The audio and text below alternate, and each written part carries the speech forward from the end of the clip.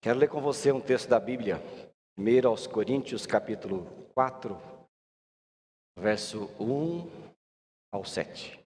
Vamos ler esse verso da palavra. Hoje eu quero conversar com vocês sobre uma vida transformada, uma vida liberta. E que Deus te abençoe. Que Deus me abençoe também. Diz assim a palavra, olha. 1 aos Coríntios, capítulo 4, verso 1 a 7.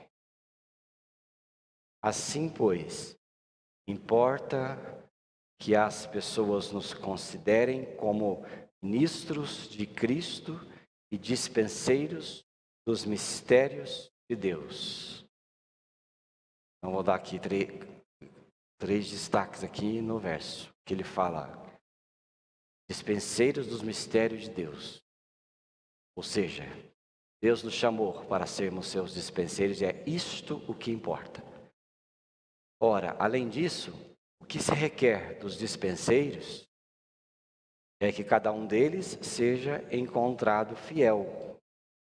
Todavia, a mim muito pouco se me dá de ser julgado por vocês ou por tribunal humano. Nem eu tampouco julgo a mim mesmo.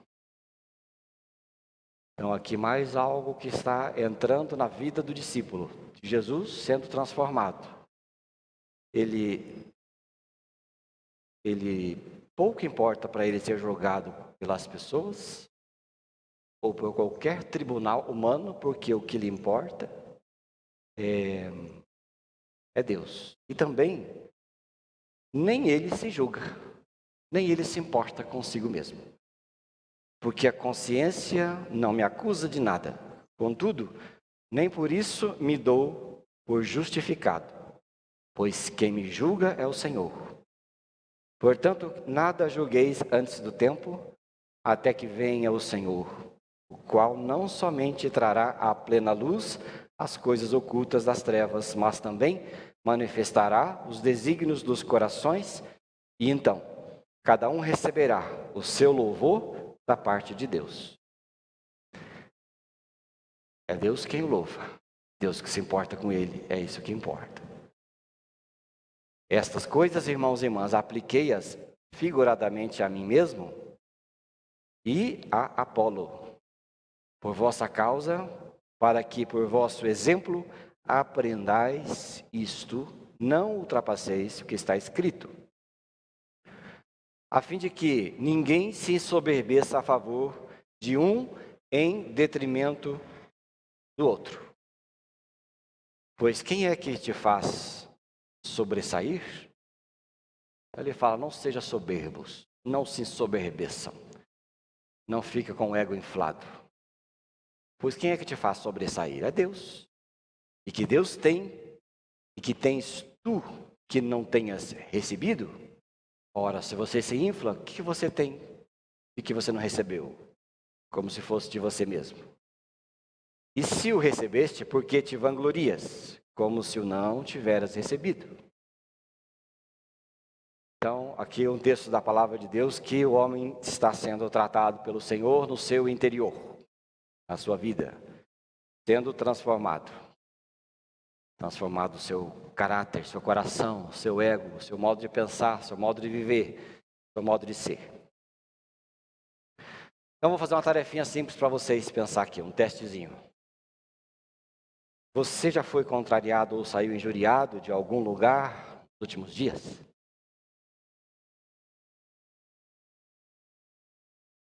Você gostaria, então, de não ficar ferido ou mal quando for criticado? Não perder o sono nem se incomodar? Você gostaria de ser alguém que não precisa de elogios e nem ter medo de recebê-los para viver bem? Ou seja, não precisa de elogio para viver bem e também não tem medo de ser elogiado porque sabe que vai tirar de letra. Você gostaria de olhar no espelho e se sentir satisfeito com o que vê? O espelho é mais difícil, né? Para muitas pessoas. A esposa quer colocar um espelho lá em casa, mas não é bom colocar um espelho, porque a gente às vezes não se dá bem com o espelho. Mas você gostaria de viver bem com o espelho, né, Batu? A gente chega no espelho e olha assim, nossa, que magreza legal, né? Ou, por isso que eu falei da magreza. Ou, sei lá, no espelho e dizer assim, nossa, que ser gordinho, elegante, bonito, né? A mulher é bonita. O homem lá no espelho vê aquela pancinha e fala assim, nem preciso de um porta-notebook, olha que Deus já me deu. E viver bem, tranquilo. Você gostaria de viver sem ser massacrado por remorsos? Você gostaria de receber uma medalha de... Vou mudar a pergunta. Você se daria bem em receber uma medalha de prata e viver feliz com ela, sem ressentimento daquele que ganhou a medalha de ouro no seu lugar? Eu acho tão deprimente esses atletas que quando fazem a sua apresentação depois erram. E quando eles erram, às vezes, do local da prova até onde está o treinador, eles vão em prantos, chorando, angustiada. E muitos quando não faz assim aquela cara de desaprovação, que porcaria que eu sou, que porcaria que eu sou. Mas que coisa mais deprimente, né? É lógico, todo mundo luta e treina por algo, uma conquista. Mas tem jeito de lidar com as derrotas. Muito tranquilo.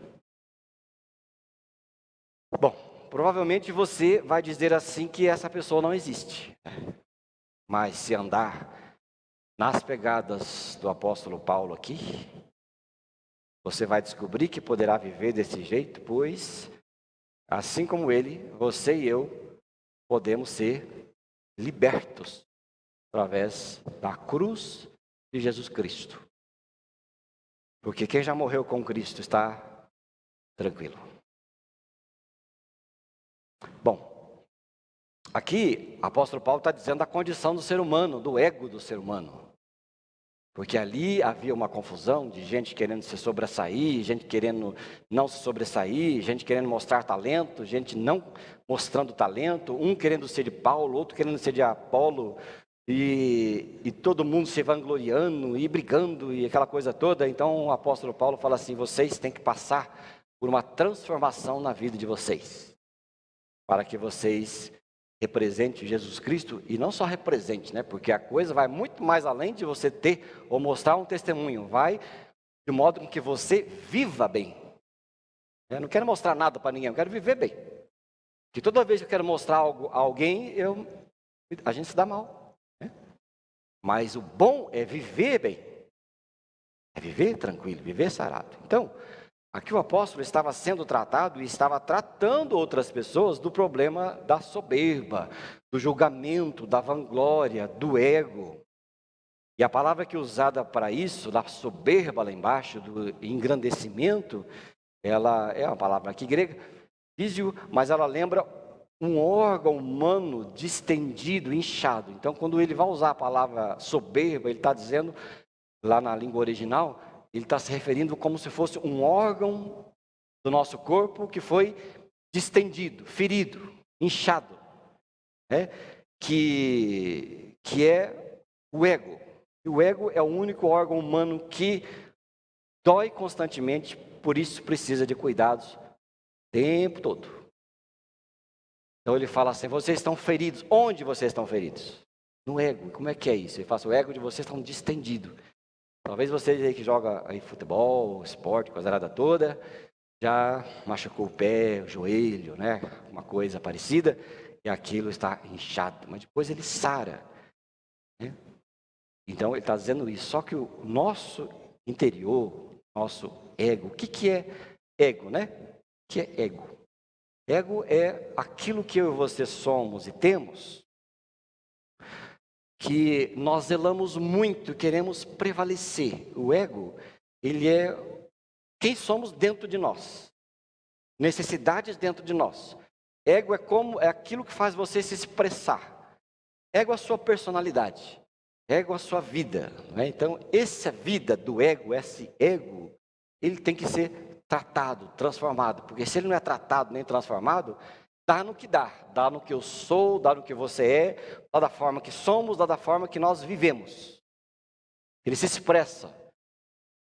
Por isso que às vezes as pessoas são soberbas, as pessoas são depressivas, angustiadas, as pessoas são raivosas, as pessoas são mentirosas. É por isso que as pessoas se manifestam cheios de não me toques. É por isso que as pessoas se expressam através da soberba, né? O que é soberba, né? Antigamente, falava muito essa palavra, tinha uma pessoa lá da faculdade que a gente conversava, e ela dizia, mas como você fala soberba? Eu falei, porque eu sou soberbo, né? A gente se identifica muito, mas esse troço tem que morrer. Tem que morrer. Então, é essa coisa que somos, que temos, é um ego, né? O ego, quem somos. Você tem que ser tratado, eu tenho que ser tratado. Então, eu vou usar três coisas aqui que está no livrinho que eu prestei do Gabriel. Já risquei tudo, Gabriel, mas depois vou te dar outro novo. Depois, se você quiser olhar ali no meu Facebook, vou deixar lá, o livrinho lá, para você observar. E é o Timothy Keller, um ego transformado. Então ele fala de três coisas muito interessantes que eu gostei muito. O que acontece com a gente, nosso interior. Em primeiro lugar, ele fala assim, o ego tem problemas, se não for tratado por Deus, se não morrer na cruz com Cristo. Primeiro, é que ele é vazio. Então há um vazio do ego humano. O ego enfatuado e inflado, não tem nada no centro. O ego é oco. Um sujeito lá do passado, Kierkegaard, ele afirmava assim que é normal o coração humano criar sua identidade em torno de algo que não seja Deus.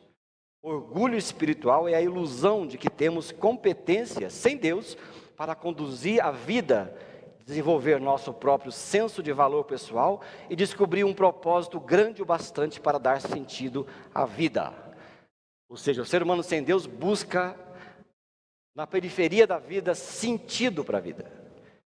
Mas ele não acha sentido para a vida. Então ele busca em várias coisas, né? Busca filosofia, em estudo, em poder, em escola, em religiosidade, ele busca em bebida, em vício, ele busca em futebol, ele busca em entretenimento, ele busca tudo para poder se sentir cheio de alguma coisa, com um propósito na vida de alguma coisa.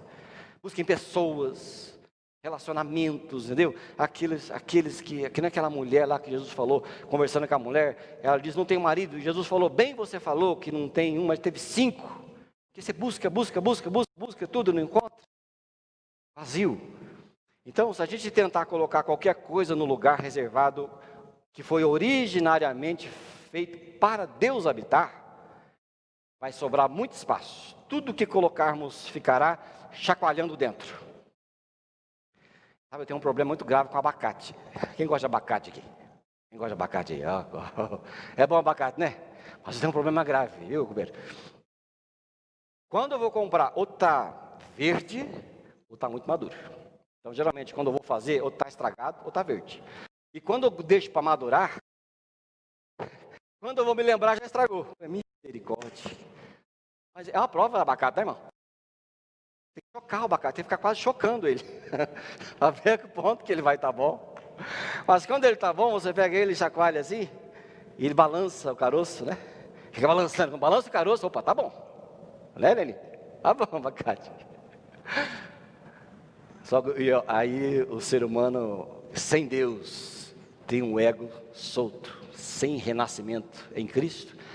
Então tudo que ele coloca dentro, fica vazio. Nada preenche. Profissão não preenche, dinheiro não preenche, gente não preenche, festa não preenche, bebida e vício não preenche, nada preenche. Vai ficar sempre chacoalhando. Então, o Keller diz, o ego é vazio. A pessoa está doente. Segunda coisa que ele fala, que o ego é dolorido. O ego distendido e superinflado dói. Qualquer parte do corpo não é percebido quando usado. O dedo, por exemplo, dos pés, quando você faz caminhada aí por aí, você anda, você anda, né? Fica cansado, parece que o cansaço vem daqui, né? Cadê assim? Você respira fundo, pô, estou cansado, né? Mas geralmente você não lembra dos pés. Os pés estão lá. Só lembra dos pés se ele estiver distendido. É machucado, aí você vai lembrar do pé. Então, o ego é assim, ele está sempre machucado. Sempre dolorido. É diferente. Então, o ego sempre dói. Isso acontece porque há algo sempre errado com ele. O ego vive chamando a atenção para si. É comum reclamarmos de alguém que você diz assim, feriu meus sentimentos. Então, é o ego na verdade que está ferido, não é o sentimento. O sentimento está lá firme, o que está ferido é o seu ego. Alguém te falou que você não tem uma reação inesperada que você não queria. Foi assim, levanto. Os sentimentos continuam ótimos, mas o ego dói. Então, o ego é dolorido. Fala assim, mas uma pessoa muito dolorida, chateada, o ego está muito ocupado. Não, quem diz assim, eu estou chateado. Falando isso, falando aquilo. Entendido. Cura. Em Cristo. Só tem um jeito de cura, tá? Vem quando eu morro em Cristo na cruz e renasço. Tem tem outra coisa não. Tem gente que eu conheço que fala assim, eu preciso de cura, fazer curso de cura daqui, cura dali. Está sempre procurando cura, nunca acha a tal da cura. Os que mais procuram cura são os mais feridos o tempo todo. Por quê? Cristo na cruz, porque a Bíblia diz, pois morrestes, que a vossa vida está escondida com Cristo em Deus. Morto não sente. Vai lá, me chateou. Por que me chateou? Morto chateia? Chateia ou não chateia? Você vem aqui, de vez em quando tem aqui um estendido aqui na frente. Aí você olha para o estendido aqui na frente e diz assim, você não presta. Você não falou, não fez o que eu queria. Você me deve. Você. Aí o morto vai ficar lá olhando. O que o morto faz? Hein, Roberto? O morto fica morto. Não tem reação, morto. Quem morreu com Cristo na cruz está morto. Gente muito chateada é vivo demais. Muito vivo. Ego grande, distendido, dolorido o tempo todo. Então o ego dói. A outra coisa que ele diz, terceira coisa, o ego é atarefado. Ego é atarefado. Ou seja, faz de tudo para ser notado, vive ocupado, tentando preencher o vazio, é incansável em duas tarefas primordiais: comparação e vanglória. Na tentativa de preencher o vazio e lidar com o seu desconforto, o ego vive se comparando com outras pessoas. Então, o outro é sempre mais do que eu, ou eu sou menos, ou o contrário. Eu sou mais do que o outro, que é sempre menos. Então o ego fica se comparando para poder fazer. Quer fazer o tempo todo. Se comparando o tempo todo. Depois se vangloria. Naquele tempo, né? Vou dar um exemplo aqui de pastor. Quando aquele pastor lá atrás, passou antes de mim, fazia tudo errado. Eu chego aqui, consertei tudo. Já pensou? Eu canso de escutar isso. E eu tenho pavor de me imaginar falando uma coisa dessa. Você chega no trabalho, quando o outro trabalhava aqui, não fazia nada, como essa empresa está diferente, a minha mesa, está toda organizada.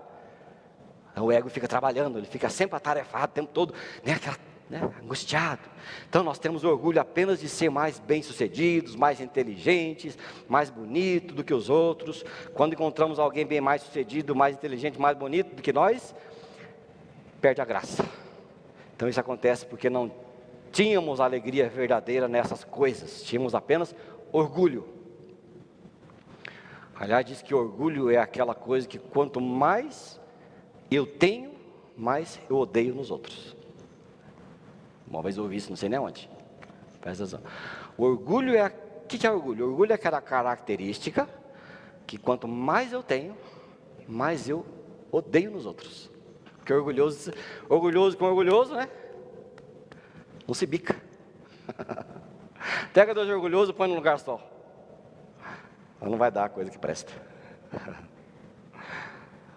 Em quarto lugar, o ego é frágil. Ego é frágil. Isso acontece porque qualquer coisa superinflada corre o risco de explodir depressa. Sabe aqueles aniversários que você vai e de repente estoura uma bexiga perto de você, você dá um pulo dessa altura? Encheu demais. E o sujeito com o ego inflado, explode fácil. Explode facinho, logo, logo você vê quem que é o sujeito, ou a sujeita. Então, essa é a condição natural do ego humano que nos faz sofrer. Nos faz sofrer com barbaridade. Assim como vocês, eu estou nessa escola.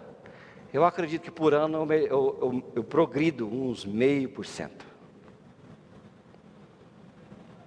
0,5% em 49 anos, quando dá? Hein, ô Mengarda? 0,5% em 49 anos?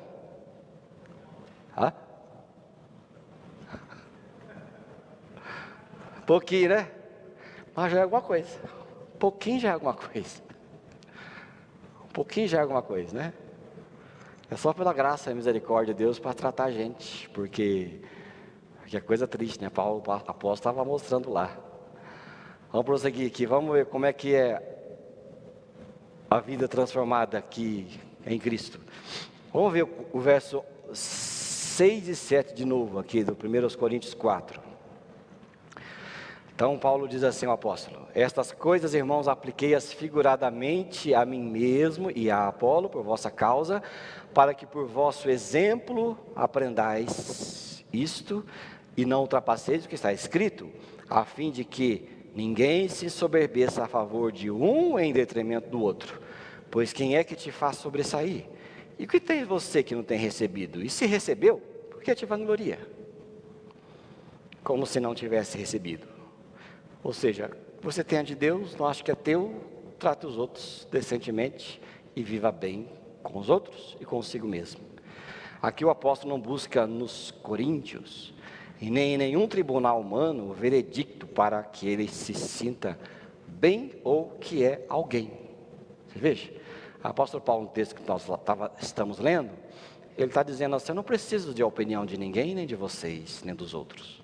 Eu preciso da opinião de Deus só. Então o mundo, quando eu falo mundo, é o mundo sem Cristo, sem a palavra de Deus. Conhece apenas uma forma de lidar com essa baixa estima, ou baixa autoestima. Não sei direito como é que é certo a coisa, né? O mundo só tem um jeito de lidar com essa baixa autoestima, que é elevando o senso de valor das pessoas. Dizemos que a pessoa que tem que se amar e viver pelos seus critérios e fazer a própria avaliação de si mesma. Então, quando a pessoa está muito para baixo, é muito comum você dizer assim, ou pensar assim, ou falar para você mesmo: não importa o que os outros pensam. Agora, presta atenção. Vamos fazer duas diferenças. Primeiro, que o apóstolo Paulo não está falando nesse sentido. O apóstolo Paulo está falando, nós já vamos ver, no sentido do Evangelho. Então, o apóstolo Paulo disse: para mim não importa o que vocês pensam, mas importa o que Deus julga. O apóstolo Paulo não estava sofrendo de baixa estima, ou baixa autoestima. O apóstolo Paulo estava falando que ele estava o suficientemente crucificado com Cristo, a ponto de perceber que a vida dele não era dirigida pelos outros, mas por si e por Cristo. Agora o que eu estou dizendo é que no mundo, e o conceito humano do mundo de autoestima, sem o Evangelho, tem outro jeito de fazer com que as pessoas fiquem melhor. Então qual que é o jeito do mundo? O jeito do mundo é assim: não importa o que os outros pensam de você, viva você a sua vida, faça o que te faz bem, o que você quiser. Você pode, você é mais, você é capaz. Não liga para os outros não, viva a sua vida, não se importe, não olhe para tal, não olhe para isso, não olhe para aquilo. Então o mundo tem uma maneira de elevar a autoestima, que é, em outras palavras, segundo o mundo, a única solução para a baixa autoestima é o orgulho. Torna as pessoas orgulhosas, né? Aí a pessoa não fica sarada no Evangelho, ela fica orgulhosa. Estou nem aí para o que os outros pensam de mim, eu falo o que eu quiser, a hora que eu quiser. Já viu alguém falar isso? Não leva o desaforo para casa, eu sou assim mesmo, aquela coisa toda. Aí vem outro e fala assim: não, você está certo. Aí alisa, infla o ego das pessoas, as pessoas ficam pior do que já era. Ao invés de ter uma estima muito baixa, a autoestima fica muito alta. só que inflada, o ego distendido de novo. Então, o mundo cura a baixa autoestima com orgulho. O Evangelho cura essa autoestima com a aceitação do alto. Não é autoestima, é aceitação do alto. Então, a pessoa verdadeiramente humilde não é segundo o mundo.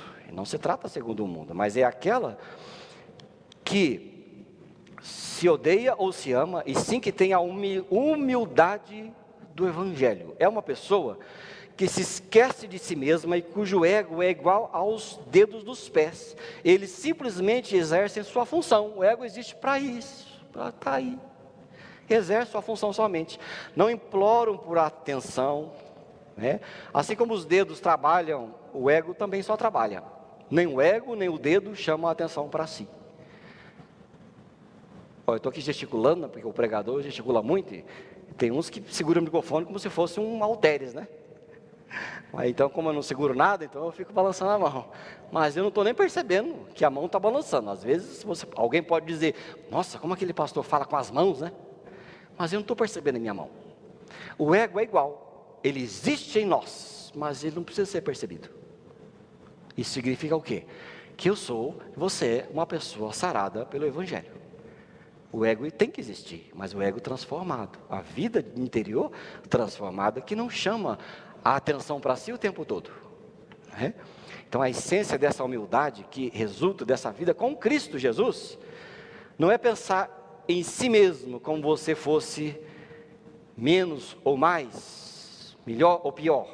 Na verdade, o certo é fazer como o apóstolo Paulo, deixar de pensar em si mesmo.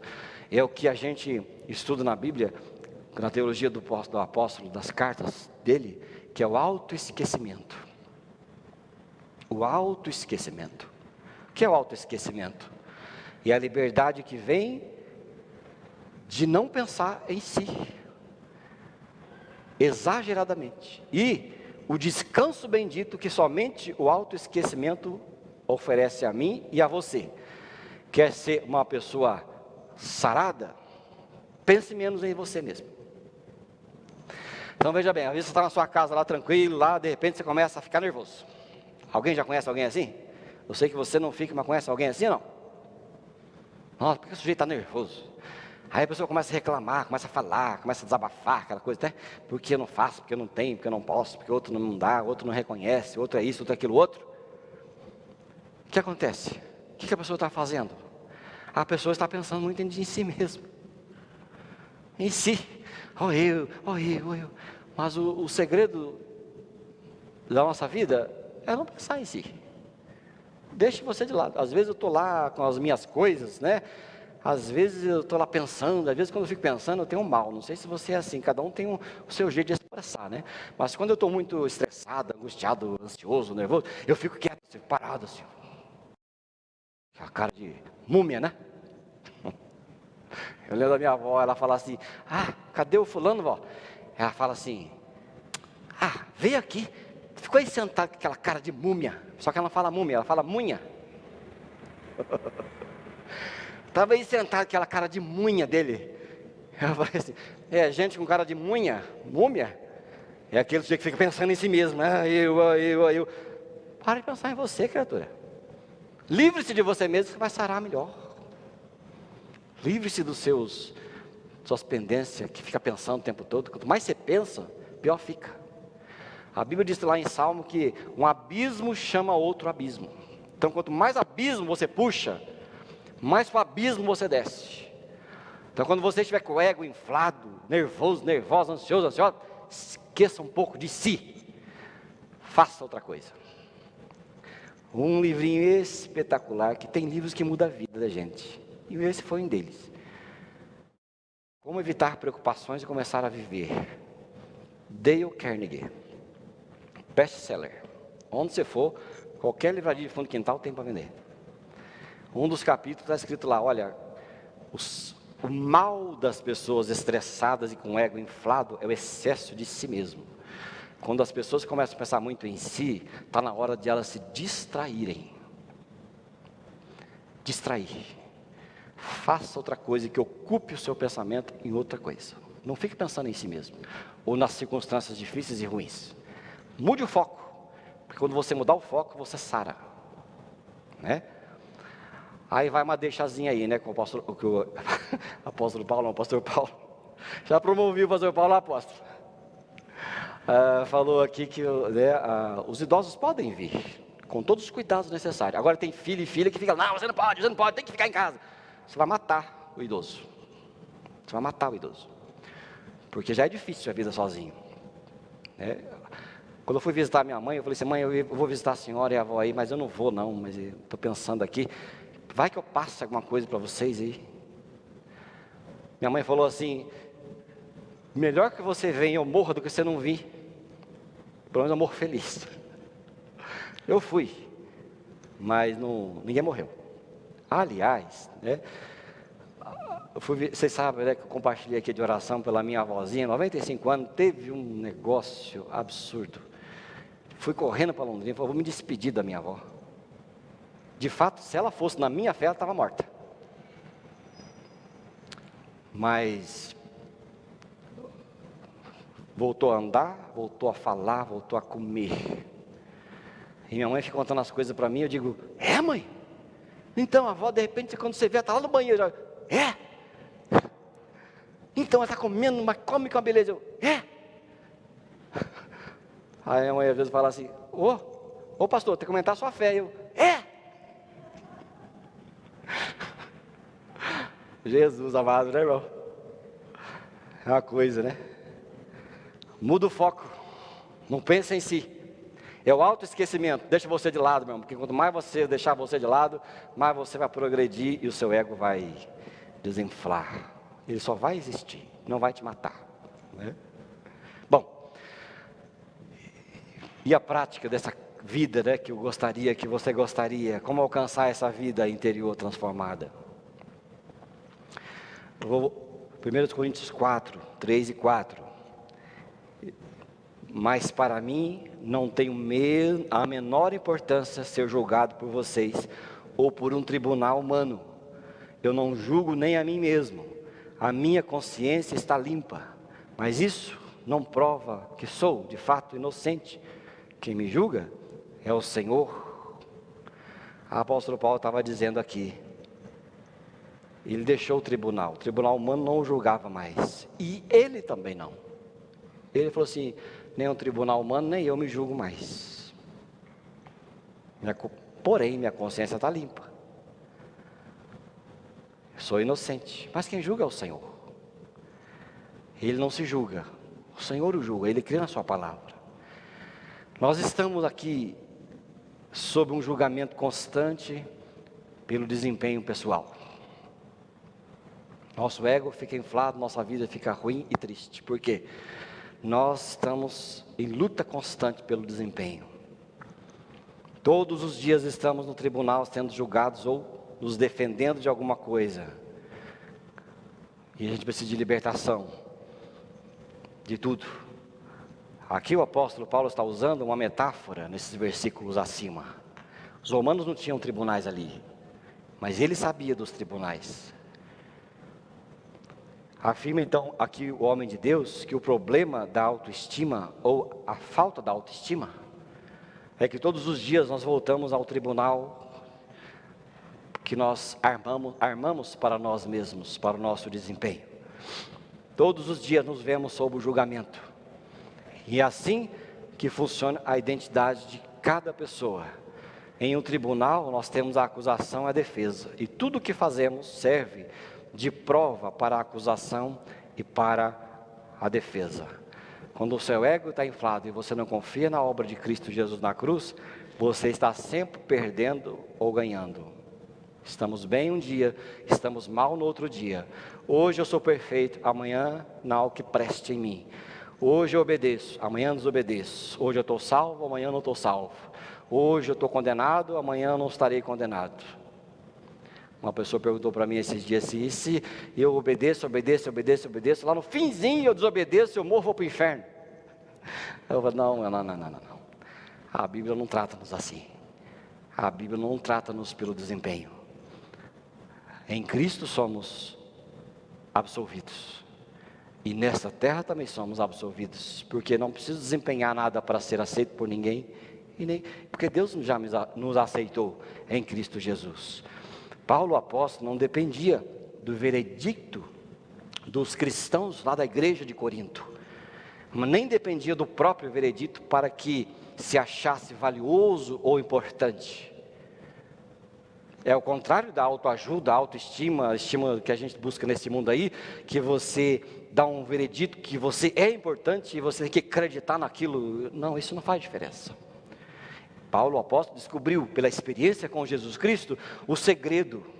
O julgamento dele estava encerrado. Ele já deixou o tribunal.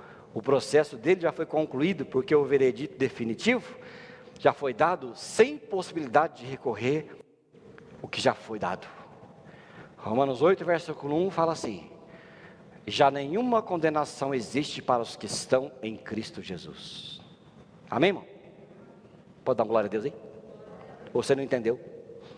Olha, nenhuma condenação existe para os que estão em Cristo Jesus. Nenhuma.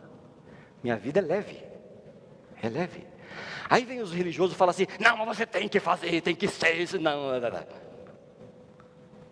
Ora, se eu fui salvo por Cristo e já não faço naturalmente, então não fui salvo. Por quê? Todo aquele que nasceu de Deus não vive de qualquer jeito, é natural. É natural. O religioso sim precisa ser mandado.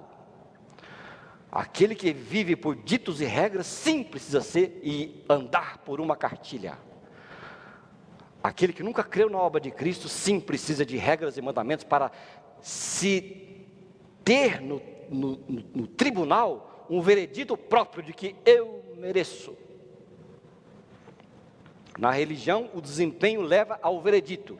No evangelho, o veredicto leva ao desempenho. Vou explicar que é a chave. Na religião, você desempenha para ter um veredicto positivo de alguém. Todas as religiões do mundo fazem com que você faça as coisas direito para merecer um bom lugar ou um estado melhor. É só no Evangelho que você nada merece e recebe o veredito de salvação para que você possa desempenhar uma vida decente. Na religião, você desempenha e faz e obedece para merecer um lugar no céu. No Evangelho, é o veredito do amor de Deus que te leva à vida obediente. É diferente. Por isso, há uma coisa na nossa fé em Cristo que se chama graça. Pela graça vocês foram salvos, e não vem de vós, é dom de Deus. E não vem de obras para que ninguém se glorie no tribunal. O apóstolo Paulo já recebeu o seu veredito, é perdoado e aceito no tribunal. Eu não sei, alguns de vocês aqui já passaram por um julgamento num tribunal? Ninguém de vocês? Eu imagino que se eu estou respondendo a um processo que me condena, e eu estou lá no tribunal, né? Talvez o pessoal dos advogados aí sabe. Talvez eu estou lá no tribunal me defendendo ou sendo defendido por um advogado, e aí eu passo por todo o processo. Daí chega um tempo em que, depois de tudo analisado, o juiz fala assim: você, Estela, está absolvida, e bate a mão, ou o martelo, ou sei lá o que. Eu acredito que a pessoa levanta daquele lugar depois,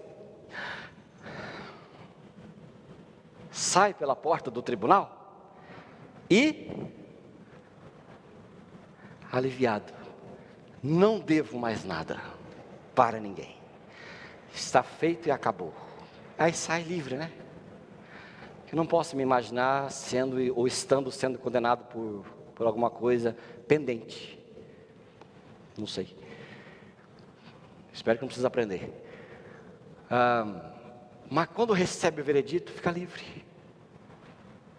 E não olha mais para trás, porque a sentença já foi dada. Fim de papo. Então Paulo, o apóstolo, para ter a sua vida sarada, tranquila, ele falou: o tribunal já não é mais meu.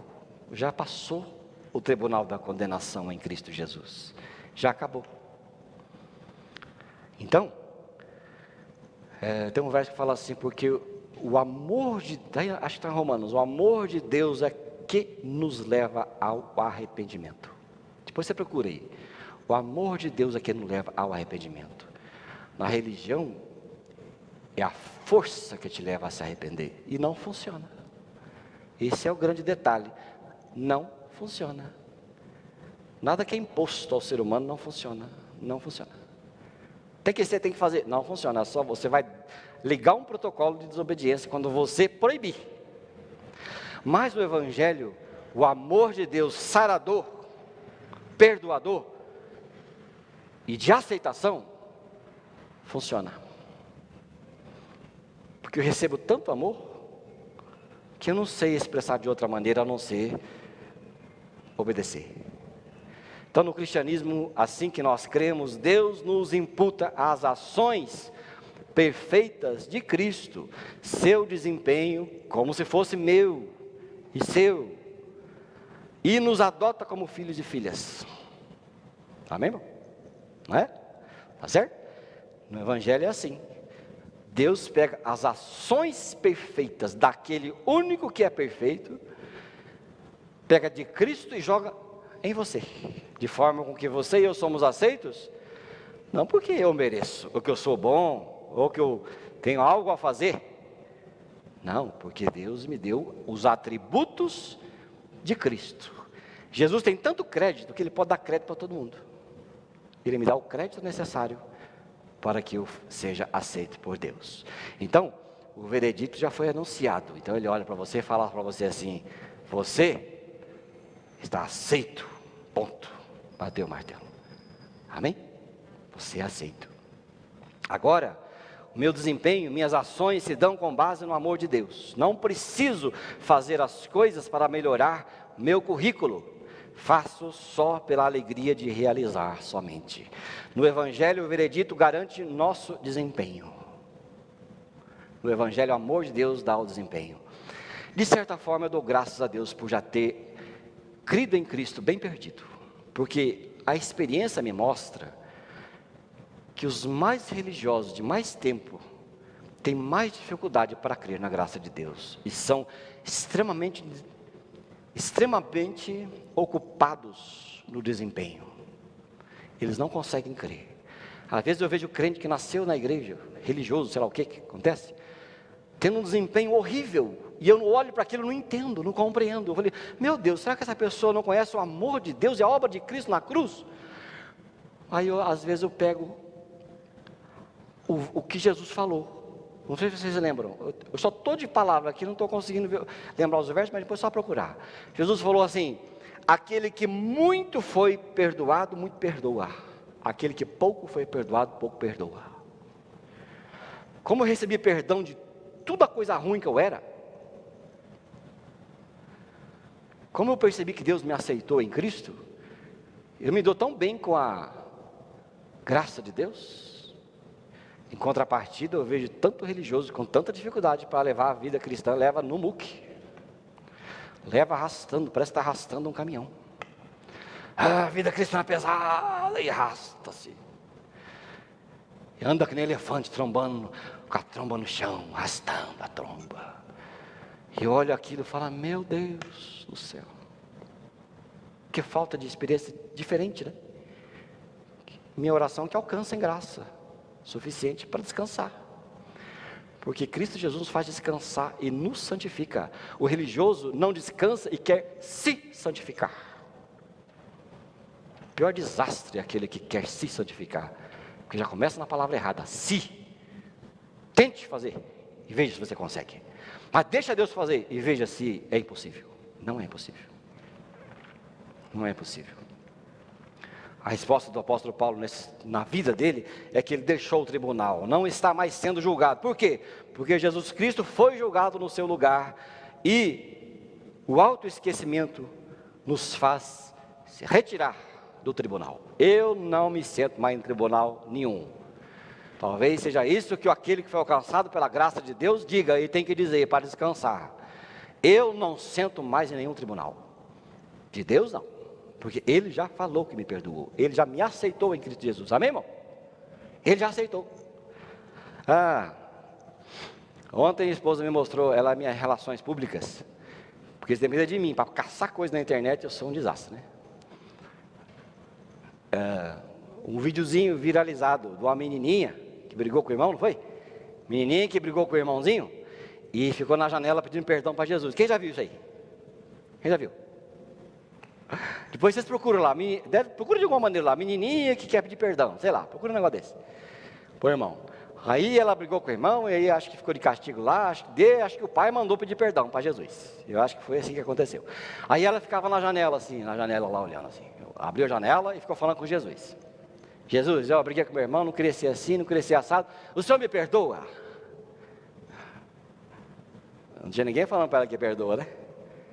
Aí ela ficava, dava um tempinho, mas Jesus, então, olha, eu não quis fazer, eu vou mudar, eu vou fazer, mas o senhor me perdoa mesmo, o senhor me perdoa? E ficava esperando. E nada, né? Não tinha aquela voz assim, né? Aquela voz de Apocalipse, né? Eu estava escutando uma música da Voz da Verdade hoje, o Renato deve estar ouvindo aí, eu estava ouvindo lá, multidões. E aí, canta, né? Gostoso, canta aquilo lá. E aí no final, na música tem uma voz metálica feita no computador. Vinde, meus filhos, entrai pela nova Jerusalém. Eu gosto da inocência dessas músicas. Mas acho que ela pensou que Jesus ia falar assim para ela, né? Vem, minha filha, eu te perdoo. Tá bom. Mas aí ela fez o contrário, né? Acho que ela desistiu de esperar. Tá bom, eu só fui perdoado, já fui perdoado. E fechou a janela e saiu, né? Mas ela fez no final certo, ela não tem que ouvir. Não tem que ninguém falar. Você e eu temos que crer. Amém, querido? Crer no que já está escrito. Nenhuma condenação há para os que estão em Cristo Jesus. E lá em Efésios 1:6, né, que fala que nós fomos já aceitos no amado Jesus Cristo. Está escrito. Está escrito também que nós já morremos com Cristo na cruz. Romanos 6:6, Romanos 6:3, Colossenses 3:3, Colossenses capítulo 3, está repleto. Pois morrestes, e a vossa vida está escondida com Cristo em Deus. Está escrito. Você tem que olhar para a janela lá da fora, para o sol, onde quer que você seja. Você tem que dizer, obrigado Senhor, porque está escrito na sua palavra. Firmes nas promessas de Jesus. Amém, Elaine? Está escrito. Aí descansa. Talvez você creia no Evangelho há muito tempo, mas todos os dias você se vê sendo arrastado de volta ao tribunal. Largue o tribunal, querido. Lá não é mais o seu lugar. Percebe que não vive como Paulo mostra. E sempre está com o ego inflado, com o ego ferido. Mas o ego precisa ser transformado. Então, qual que é a dica final? Reviva o Evangelho cada vez que você ora. Ore com fé. Reviva o Evangelho. Ontem a minha filha me perguntou, pai, aquela música, estou voltando à essência da adoração, o que significa?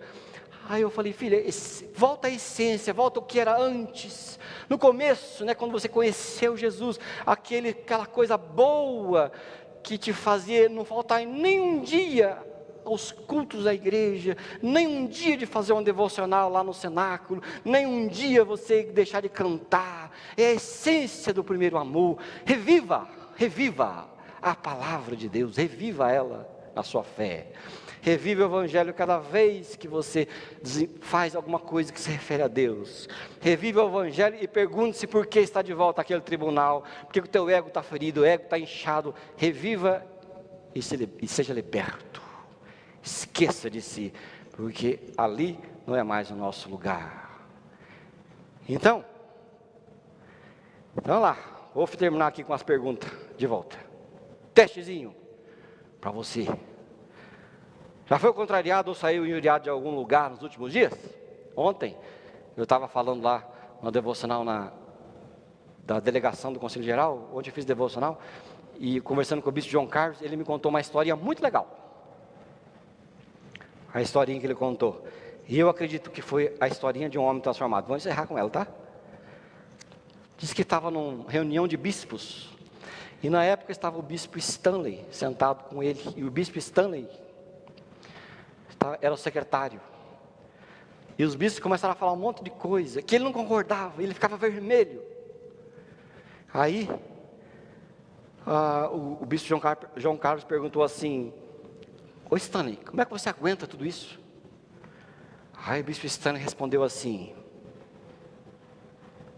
João Carlos, é que eu já aprendi que a sabedoria da igreja reunida é maior do que a minha sozinha.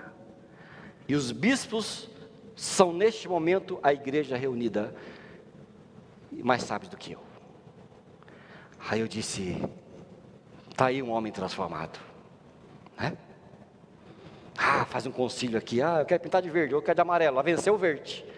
Aí sai metade da igreja batendo boca, xingando, falando, maldizendo. O ego transformado, ele fala: foi da vontade de Deus. Ponto final. A maioria é mais sábia do que a minoria. Que seja errado, mas eu vou ficar sapateando? Vou ficar me debatendo? Vou sofrer? Ego inflado. A gente precisa aprender a viver, irmãos e irmãs. A gente precisa aprender a viver descansado. A maior terapia que existe é a terapia da cruz. É a terapia da cruz. Você pode morrer fazendo terapia. Não estou dizendo que terapia não funciona. Não funciona para mim, para vocês funciona, não tem problema. Cada um faz o que está à mão. Terapia funciona, remédio funciona, são necessários, está tudo bem, está tudo certo. Mas a maior que existe, na minha opinião, é a terapia da cruz. Pois morrestes e a vossa vida está escondido em Deus, em Cristo Jesus. Jesus, quando morreu na cruz, disse: Pai, perdoa. Aí ele mostrou poder. Vingança não seria poder, seria a mediocridade da maioria dos medíocres. O perdão fez Jesus ser nobre, conhecido pelo aquele que foi. Amém, querido? Para que você tenha uma vida transformada e abençoada em nome de Jesus. Amém? Vamos orar? Você que está em casa, você que está aqui, fique em pé. Quero orar com você. Ore a Deus, pedindo para que o Senhor te abençoe com paz, com uma vida transformada, uma vida cheia do seu Espírito, para que você viva bem. Em nome de Jesus. Talvez você esteja sofrendo, angustiado, contrariado, sentindo injustiça do mundo, das pessoas, sei lá o que for. Entrega ao Senhor. É a melhor coisa a se fazer. Porque Deus mostra sempre a sua justiça e não é a justiça do homem. Vamos orar. Coloca a mão no seu coração, quero orar com você. Você que está em casa também, tem esse momento de oração.